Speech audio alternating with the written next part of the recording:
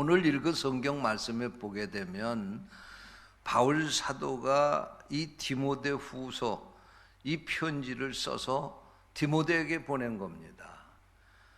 그런데 성경에는 바울 사도의 최후가 기록되어 있지 않지만 이 바울 사도가 디모데후서를 쓰고 나서 이 편지를 쓰고 나서 얼마 있지 않아서 순교를 했다는 것입니다.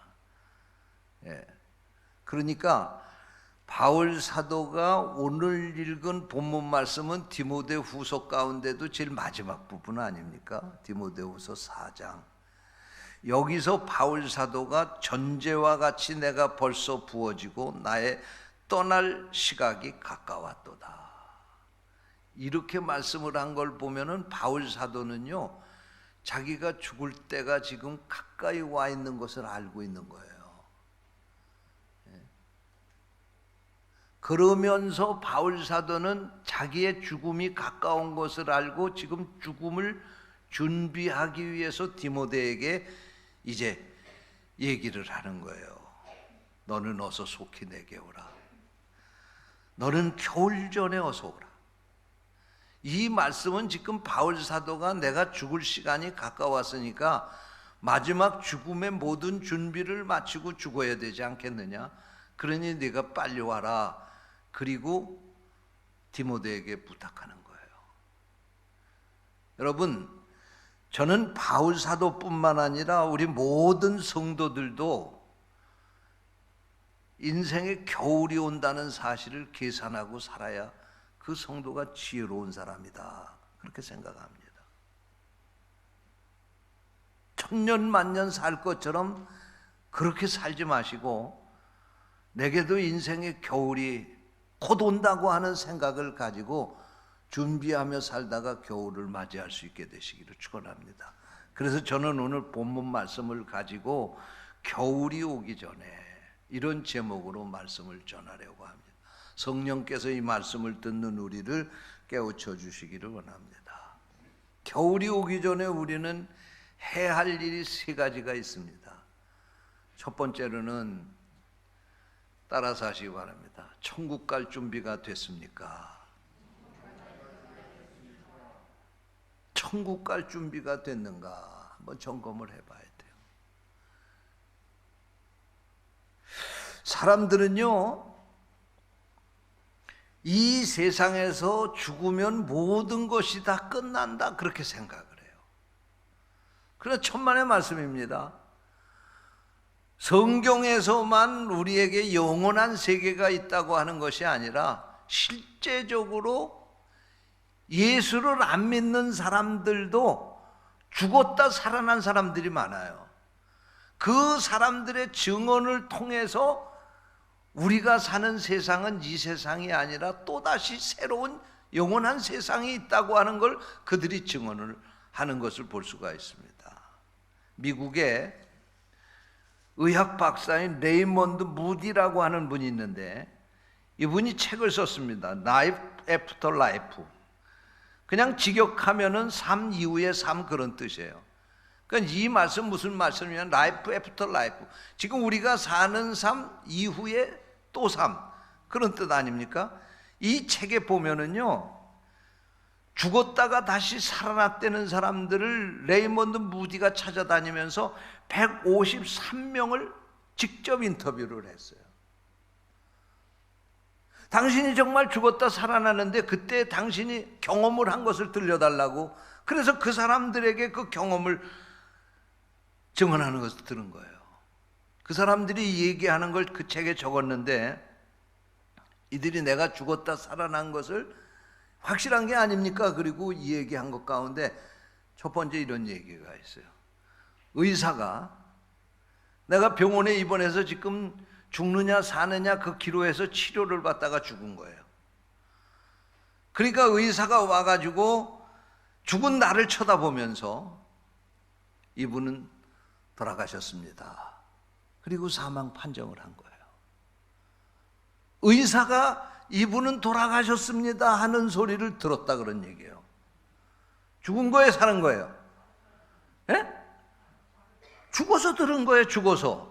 죽었기 때문에 의사가 의학적으로 이 사람은 죽었다 그렇게 판명한 거 아닙니까? 근데 이분은 그 얘기를 들었다는 거예요. 그러니까 뭐예요? 육신은 죽었지만 뭔가 그 얘기를 들었다 그런 얘기예요. 의학적으로 이 사람은 생명이 끝났다 판정을 했는데, 생명이 끝났다 그러면 그냥 끝났다고 얘기 안 하는 거 아닙니까? 숨도 끊어져야 되고 맥박도 다 멈춰야 되고 호흡이 다 끝나야 돼, 끝나는 거 아닙니까? 그런데 이 사람은 돌아가셨습니다. 의사가 하는 소리를 들었다는 거예요. 그 사람은 죽었다 살아난 사람이죠. 또 어떤 사람은 그런 증언을 했어요. 죽었는데 말이에요, 자신이 죽었는데 자기의 그 시체는, 죽은 시체는 관에 누워 있는데 영혼이 거기서 빠져나가더라는 거예요. 자기가 죽은 시체에서 자기의 영혼이 빠져나가더라는 거예요. 그건 죽었다 살아난 거죠. 그 사람도요, 분명히.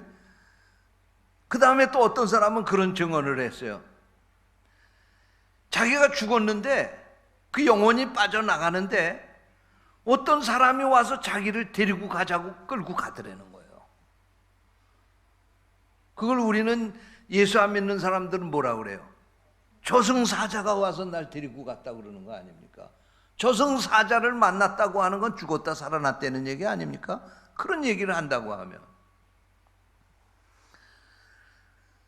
또 어떤 사람은요, 자기가 죽었다 살아난 것을 증언을 하는데 자기가 죽었는데요, 자기의 영혼이 빠져서 어디로 꼭 깜깜한 그 구렁텅이로 쫙 빨려 들어가다가 나왔다고 그러는 거예요. 이게 성경에서 나오는 어디예요? 지옥입니다. 지옥.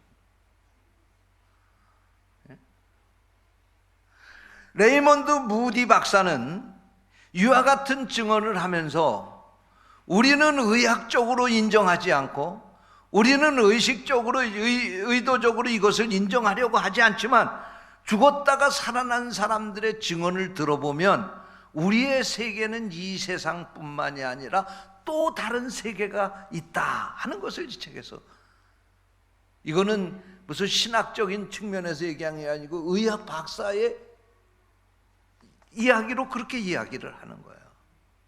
여러분, 그렇습니다. 이게 교회 다니기 때문에, 목사기 때문에 여러분들에게 이 세상을 떠나면 천국이 있습니다 그 얘기하는 게 아니라, 예수 안 믿는 사람들도 전혀 천국과 지옥이 있는 것을 인정하려고 하지 않는 사람들도 죽었다 살아난 사람들의 이야기를 들어보면 영원한 세계가 있다는 거예요. 여러분, 그렇기 때문에 우리는 이 세상을 떠나기 전에 그 세상에 가야 될 준비를 해야 된다 그런 말씀이에요. 할렐루야. 둘째로, 겨울이 오기 전에 우리는 이웃과의 관계를 다시 한번 점검해 봐야 돼요. 여러분, 내가 죽었는데 말이에요, 내가 지금 죽었는데 사람들이 와서 내 초상을 치르면서 얘기하는 사람이 세 종류가 있을 거예요. 첫 번째 사람은, 참 이분 안 됐다, 너무 아깝다, 좀 더 사셔야 될 분인데 너무 일찍 돌아가셨다, 이런 평을 하는 분들이 있을 거예요. 두 번째로, 그냥 돌아가셨으니 얼마나 섭섭하세요, 그냥 위로받으시기 바랍니다, 그리고 그냥 이것도 아니고 저것도 아닌 거야, 그런 평가를 받고 죽을 사람이 있을 거예요. 세 번째로, 그 사람 참 잘 죽었다, 그렇게 살아서 많은 사람 괴롭히더니 아이고 참 저 사람 잘 죽었다, 그런 사람도 있을 거예요. 여러분, 우리가 이 세상을 떠나게 될 때 우리 이웃이 나를 어떻게 평가할까요? 그거 한번 생각해 보셨어요?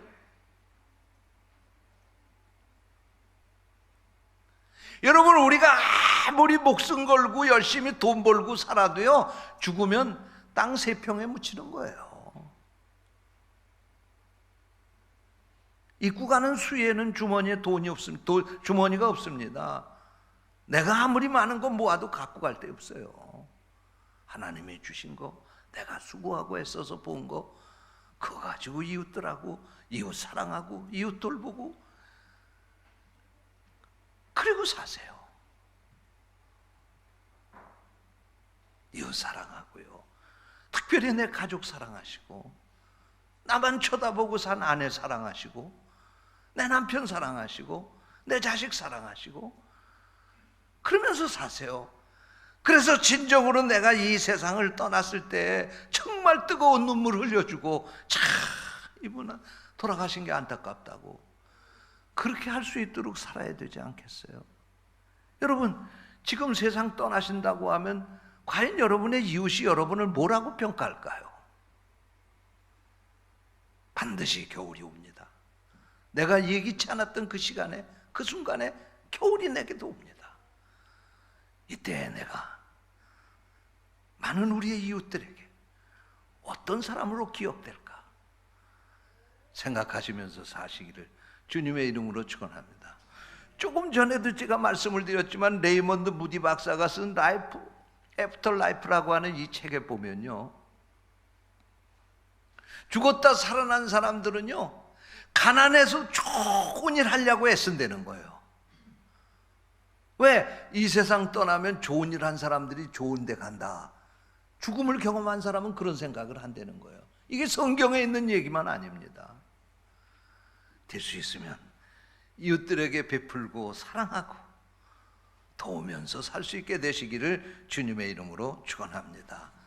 셋째로, 겨울이 오기 전에 정말 이 겨울이 내게 온다 할지라도 부끄러움 없이 주님 앞에 설 수 있는 준비가 되어 있습니까? 여러분, 우리가 이 세상에 태어나는 그 순간에 우리는요, 사명을 가지고 태어난 거예요. 이 세상에서 우리가 해야 할 일이 있는 거예요.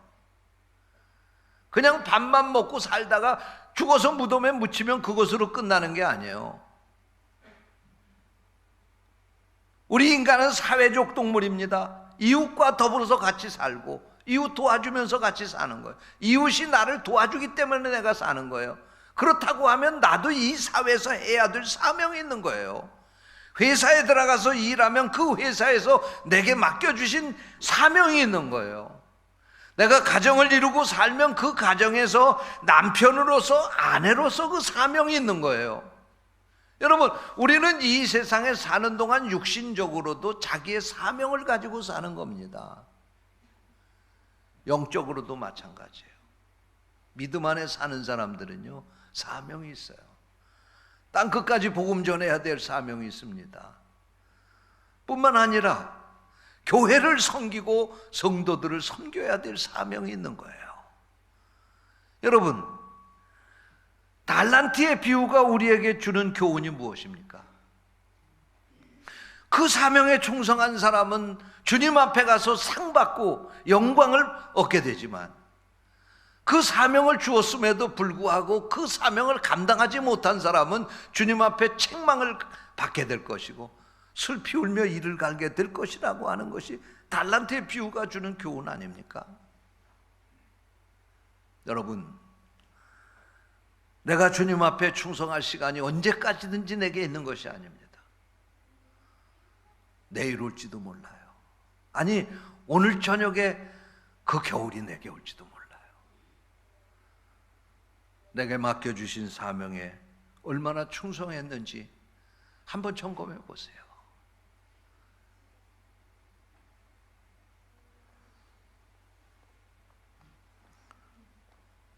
마지막으로 여러분, 화해하고 용서하며 사시기를 바랍니다. 어떤 사람 그런 얘기하는 사람이 있어요.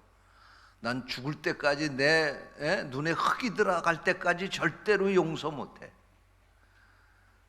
그러면 주님이 내 죄도 용서 안 해주는 거죠.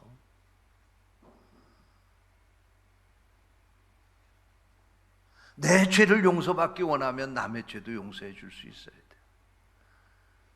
내가 오래 살 거라고 그러니까 절대로 용서 못한다고 그러는 거지.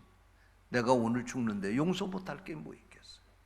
내가 살아서 용서 못하는 거지 내가 죽는데 왜 용서 못하겠어요. 최용덕이라고 하는 분이 쓴 이 복음성가 가사가 있어요. 그 복음성가 가사 여러분도 잘 아는 우리가 즐겨 부르는 복음성가예요. 그 내용이 이런 내용이에요. 내가 먼저 손 내밀지 못하고, 내가 먼저 용서하지 못하고, 내가 먼저 웃음 주지 못하고 이렇게 머뭇거리고 있네. 내가 먼저 섬겨주지 못하고, 내가 먼저 이해하지 못하고, 내가 먼저 높여주지 못하고 이렇게 고집부리고 있네.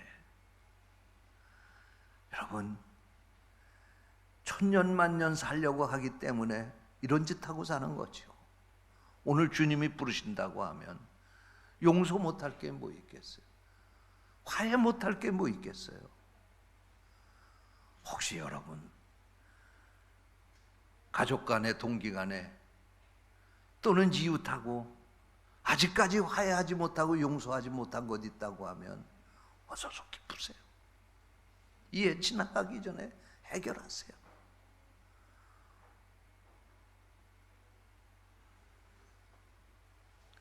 그래서 주님이 부르시는 날 모든 것 다 내려놓고 편안하게 주님의 부르심을 받을 수 있는 여러분들 되시기를 주님의 이름으로 축원합니다.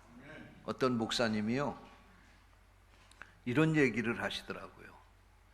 자기 교회 장로님이 암으로 세상을 떠나시게 됐는데, 사실 이 장로님은 그 교회에서 목사님들 목회하는 걸 아주 힘들게 하시던 장로님이래요. 그리고 그 교회에서 목회하다가 목회 못하고 나가신 목사님들이 그냥 우리가 쉬운 얘기로 하면 그 장로님 때문에 쫓겨서 목회 못하고 나갔다는 거예요. 그런데 그 장로님이 암에 걸려서 돌아가시게 됐는데, 돌아가시기 전날 밤 핸드폰으로 문자를 자기가 아는 사람들에게 다 이렇게 써서 보냈대요. 한번 들어보세요. 마지막 인사, 절대 순종, 모든 것이 헛된 것입니다. 이것이 사실입니다. 정말입니다. 모든 것은 하나님의 은혜입니다.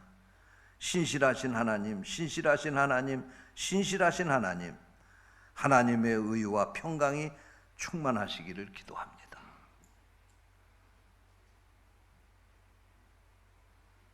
이 장로님은 마지막에 비록 자기가 그렇게 했지만 이 편지를 목사님에게도 보낸 거예요. 이 메시지를.